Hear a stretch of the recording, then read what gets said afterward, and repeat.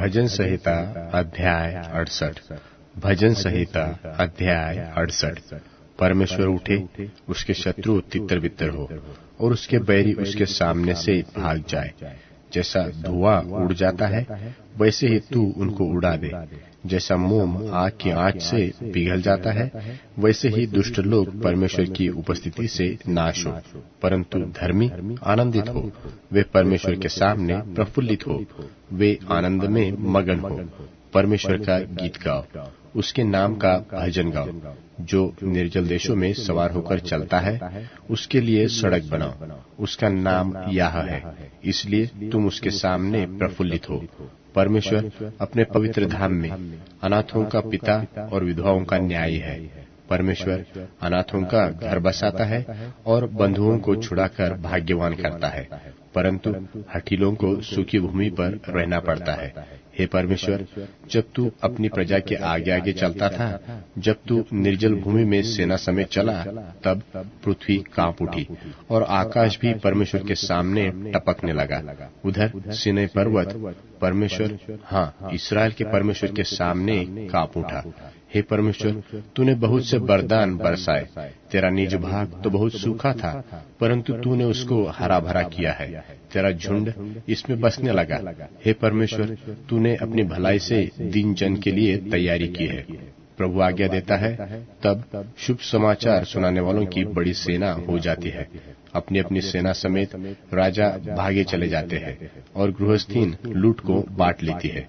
क्या तुम भेड़शालों के बीच लेट जाओगे और ऐसी कबूतरी के सरीखे होंगे जिसके पंख चांदी से और उसके पर पीले सोने से मढ़े हुए हो? जब सर्वशक्तिमान ने उसमें राजाओं को तितर बितर किया, तब मानो शल्मोन पर्वत पर हिम पड़ा। बाशान का पहाड़ परमेश्वर का पहाड़ है। बाशान का पहाड़ बहुत शिखर वाला पहाड़ है। परंतु हे शिखर वाले पहाड़ों, तुम क्यों उस पर्वत को घूरते हो जिसे परमेश्वर ने अपने वास के लिए चाहा है? वहाँ यहोवा सदा वास किए ही रहेगा।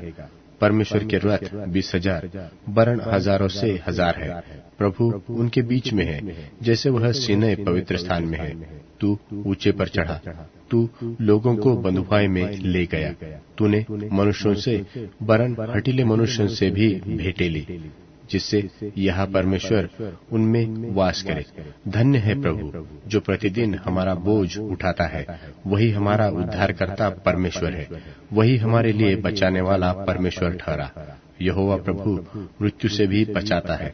निश्चय परमेश्वर अपने शत्रुओं के सिर पर और जो अधर्म के मार्ग पर चलता रहता है उसके बाल भरे चोंडे पर मार मार के उसे चूर करेगा।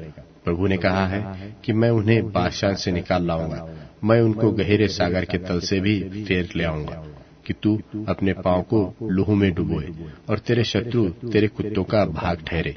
हे परमेश्वर, तेरी गति देखी गई। हे मेरे परमेश्वर, मेरे राजा की गति पवित्र स्थान में दिखाई दी है।